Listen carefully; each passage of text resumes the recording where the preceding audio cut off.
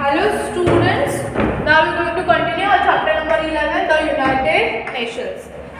Today we are going to taking part 4.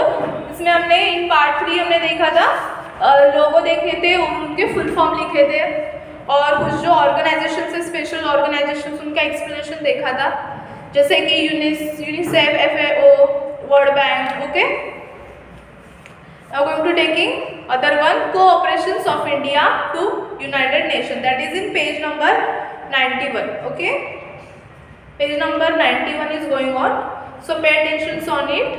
Cooperations of India to UN.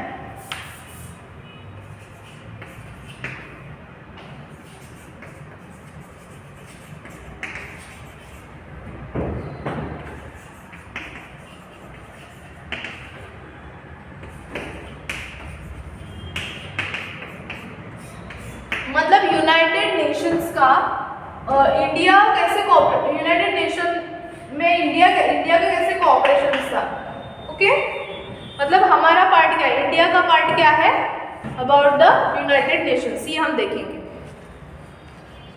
India has adopted the strategy of solving the disputes with other country through UN. India has always contributed on large scale to the peacekeeping force of the United Nations by sending soldier wherever required. हमारे India ने ये जो adopt किया था strategy, adopted the strategy of solving disputes with other country, मतलब other country के साथ जो भी डिस्प्यूट्स है, हमारे झगड़े हैं, वो सॉल्व करने के लिए इंडिया ने पार्टिसिपेट किया यूनाइटेड नेशन के साथ. ओके, एंड हमारे इंडिया ने ऑलवेज कंट्रीब्यूट किया जब भी लार्ज स्केल में contributed large scale to the peace keeping force of United Nation. India has always contributed on a large scale to peace keeping force of the United Nations by sending soldier wherever required. जब भी soldier की ज़रूरत थी तभी India ने soldiers दिए. Okay, India had sent a team of doctors to treat the wounded soldiers in the Korean War. जो Korean war हुआ था उसमें जो wounded मतलब जख्मी बोलते हैं ना, जख्मी सोल्जर्स की हेल्प के लिए, ट्रीट के लिए डॉक्टर चाहिए था, हमारे इंडिया ने तभी भेजे. तो यूनाइटेड नेशंस एक्चुअली किसके लिए है, यूनाइटेड मतलब यूनाइटेड रहना, सभी नेशंस एक दूसरे के साथ यूनाइटेड रहना, जब भी ज़रूरत अभी कम होगी तभी हेल्प करना, देश पूरे वर्ल्ड में शांति बनाए रखना, ये इनका मेन मकसद है, लोगों के वेलफेयर के लिए काम करना. तो इसमें भी इंडिया शामिल हुई और इसमें जो भी वॉर्स होते हैं, कुछ भी होते हैं, जिससे एक दूसरे के कंट्रीज़ को हेल्प लगती है, तभी इंडिया का उसमें रोल क्या है, इंडिया ने कभी भी सोल्जर्स चाहिए तभी सोल्जर्स अवेलेबल्स किए, अपने सोल्जर्स. डॉक्टर चाहिए तो डॉक्टर्स अवेलेबल्स किए, जैसे कोरियन वॉर हुआ था तो उसमें डॉक्टर्स की ज़रूरत थी क्योंकि बहुत सारे सोल्जर उनके जख्मी हुए थे, तभी हमने क्या किया, बहुत सारे सोल्जर्स भी और डॉक्टर्स भी तभी भेजे जख्मी सोल्जर्स को ट्रीट करने के लिए. Okay, Indian delegates on various posts in the UN have contributed to the welfare in their knowledge and experience. जैसे कि आपको पता है विजय लक्ष्मी पंडित का हमने एग्जाम्पल फर्स्ट देखा, प्रेसिडेंस थी असेंबली की. तो जब भी वहाँ पे नॉलेज और एक्सपीरियंस की बात हो तो इंडिया उसमें पीछे नहीं रहा. हमारे बहुत सारे लोग UN में लोगों के वेलफेयर के लिए अपने नॉलेज और एक्सपीरियंस कंट्रीब्यूट करते हैं. मतलब वो भी क्या है, हमारे इंडियंस भी क्या है, UN का अच्छे इसमें पार्ट लेते हैं. India contribution as a member of Security Councils and other organs has always been noteworthy. India का जो कॉन्ट्रीब्यूशंस है, सिक्योरिटी काउंसिल्स हमने देखा है 6 ऑर्गन, उसमें जो सिक्योरिटी ऑर्गन सबसे इम्पोर्टेंस है, सब में इम्पोर्टेंस है सिक्योरिटी काउंसिल्स उसमें, और अदर्स ऑर्गन्स जो है उसमें भी हमारे इंडिया के बहुत सारे मेंबर्स वहाँ पे ज्वाइन हैं. The great ideals of Panchsheels are the gift of India to the world. जो आइडिया था पंचशील्स का वो इंडिया ने ही पूरे वर्ल्ड को दिया है. Okay, so now we are going to make a list of India who have render their service in the various councils of the United Nations. United Nations में जिन्होंने हमारे जो इंडियंस थे उनके मैं आपको नेम्स और पोजीशंस लिख के दे रही हूँ, जो टेक्स्ट बुक में एज ए एक्टिविटी करके है. आप आपके नोटबुक में वो नोट डाउन करो, कौन से इंडियन थे हमको पता होना चाहिए और वो क्या क्या काम कर रहे थे और कौन कौन से इसमें मेंबर्स थे, उनकी पोजीशंस क्या थी। ओके, जैसे कि पहले है श्रीमती विजयालक्ष्मी पंडित। वो कौन से काउंसिल में थी, इनके बारे में हमने देखा था ना, जनरल असेंबली।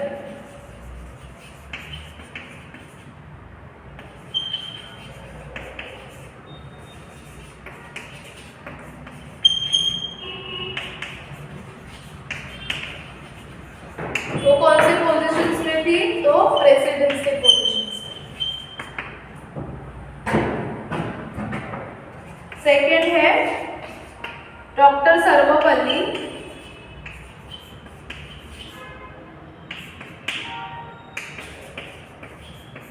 राधा कृष्णन। वो कौन थे, कौन से काउंसिल में थे, तो जो ऑर्गेनाइजेशन थी UNESCO, nations of education scientific और कल्चरल ऑर्गेनाइजेशन, इसमें वो क्या थे, चेयरमैन थे। ओके, नेक्स्ट थर्ड है डॉक्टर नागेंद्र सिंह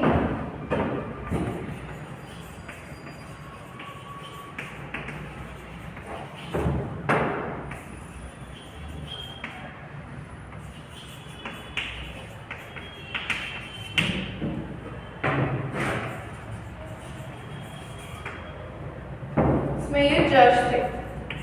फोर्थ है justice RS Pathak, international court of justice.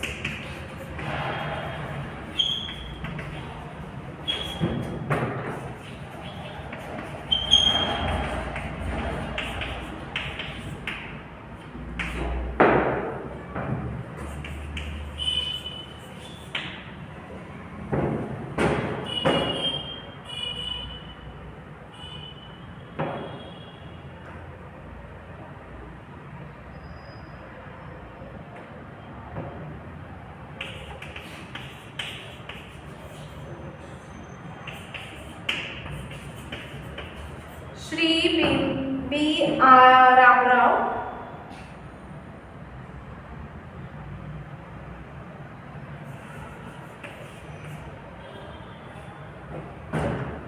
International court of justice.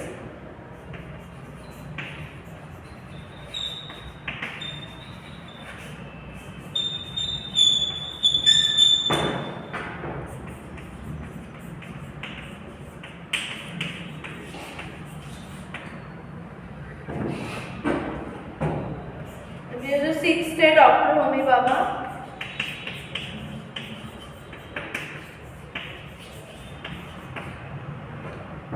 Atomic power council.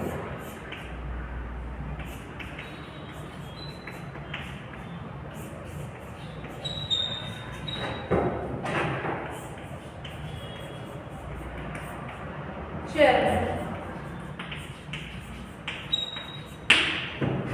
Okay, so ये हमारे इंडियन से इनका रोल था यूएन में, मतलब यूनाइटेड नेशंस में इनका क्या रोल था। जैसे कि पहले तो प्रेसिडेंट थे general assembly of United Nations में, श्रीमती विजयालक्ष्मी पंडित, इनके बारे में हमने डीपली देखा था पहले। ओके, जनरल असेंबली में। देन आफ्टर यूनेस्को में कौन थे, डॉक्टर सर्वपल्ली राधाकृष्णन। यहाँ पे क्या रोल है उनको काम, ये थे चेयरमैन थे यूनेस्को के। UNESCO means United Nations of education scientific and cultural organisations. यहाँ के मतलब जो साइंटिफिक एजुकेशन कल्चरल सोशल काम था यूनाइटेड नेशंस का, उनके चेयरमैन थे doctor Sarvepalli Radhakrishnan. Then after Narendra Singh, justice RS Pathak, B Ramrao, Shri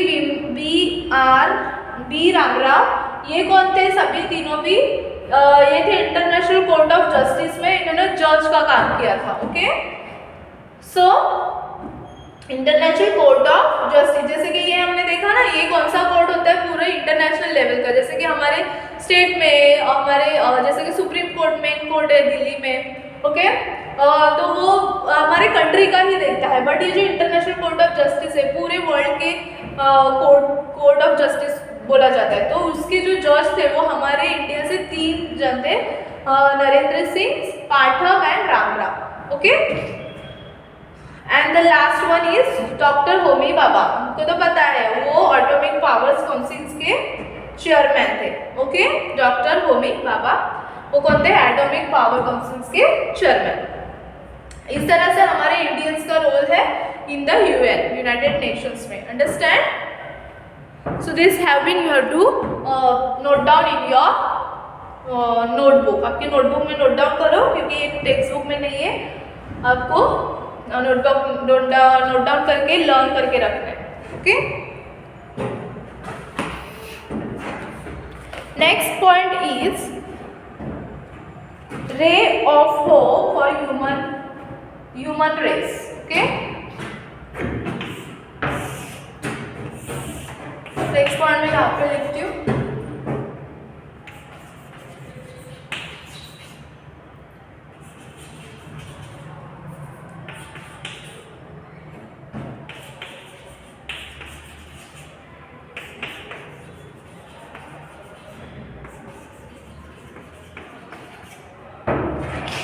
ray of hope for the human race.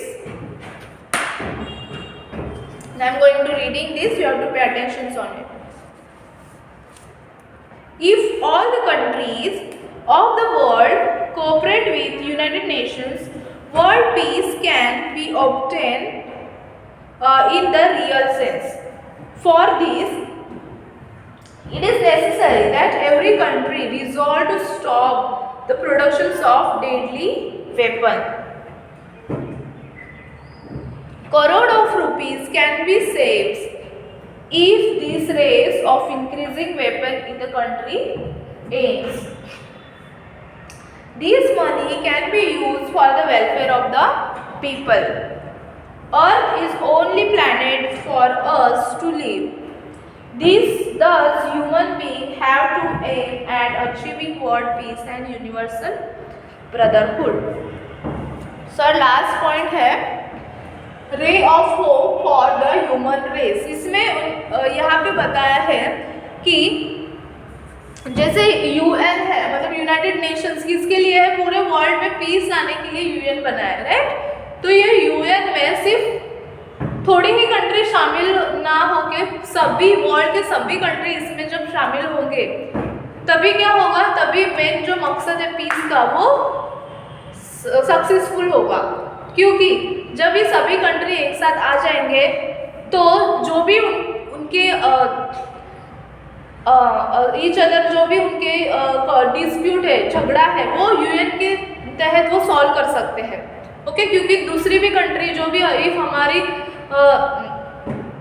If हम यूएन में शामिल है, इफ इंडियन है, हम शामिल है यूएन में और हमारा डिस्प्यूट ज़्यादा पाकिस्तान से, तो वो भी शामिल होगी, वो नहीं है शामिल, बट वो भी शामिल होगी, तो हम जो डिस्प्यूट्स है वो यूएन में वो भी कंट्री है तो सॉल्व कर सकते हैं बैठ के, राइट।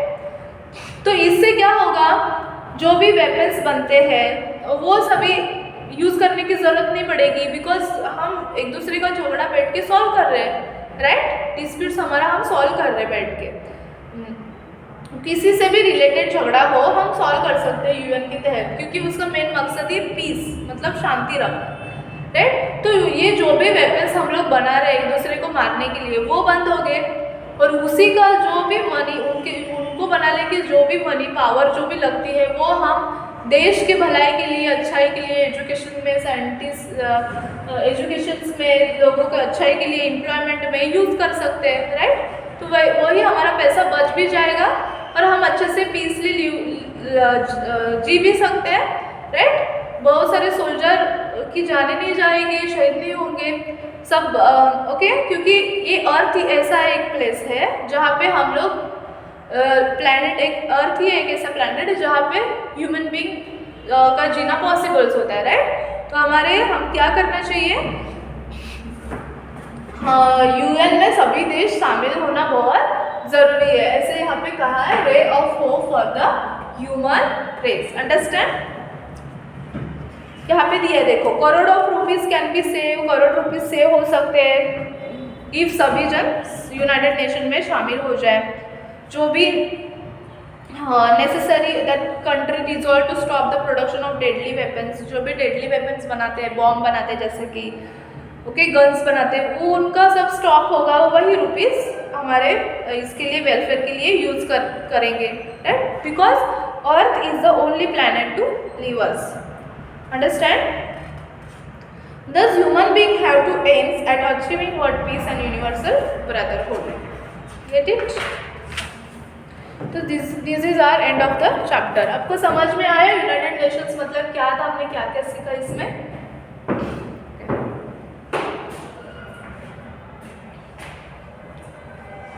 इसमें हमने तो पहले तो देखा, हम लोग थोड़ा रिवाइज करेंगे, so you will get idea of this.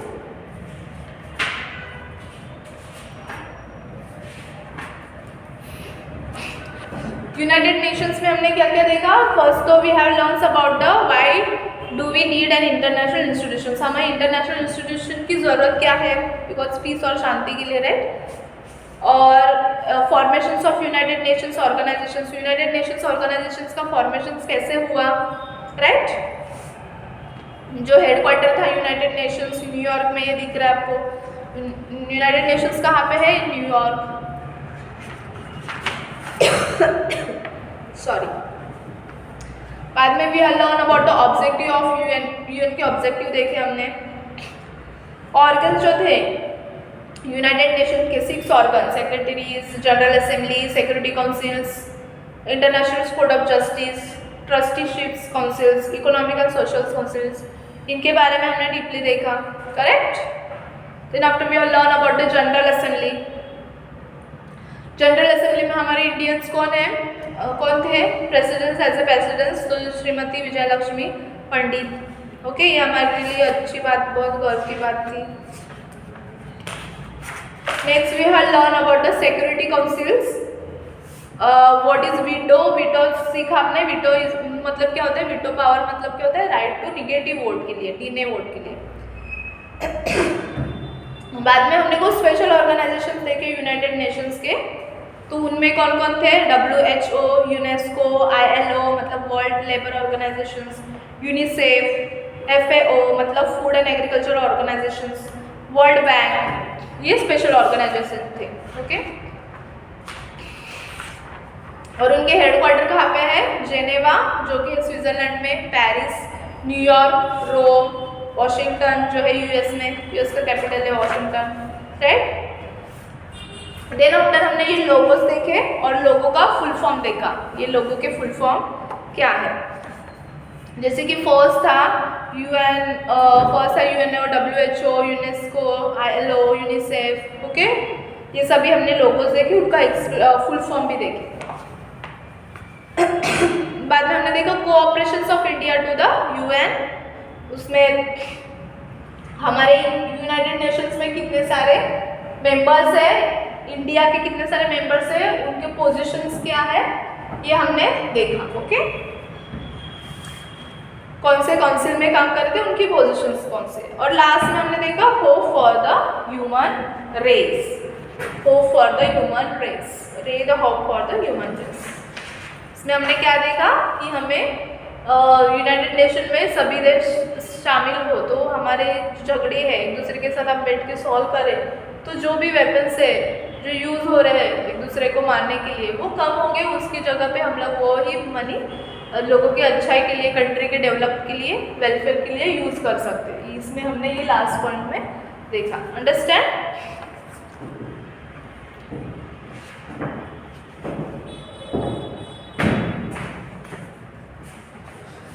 So our chapter is finish today. हम नेक्स्ट जो पार्ट है इसमें हम क्वेश्चन आंसर देखेंगे। जो भी टेक्स्ट बुक में क्वेश्चन आंसर है वो। अब ये जो टेक्स्ट बुक में 4th वाला क्वेश्चन है, यहाँ पे उन्होंने लोगोस के पिक्चर ड्रॉ करने के लिए बोले, तो आप कर सकते हैं, नहीं तो हम लोग नेक्स्ट इसमें ले लेंगे। ओके।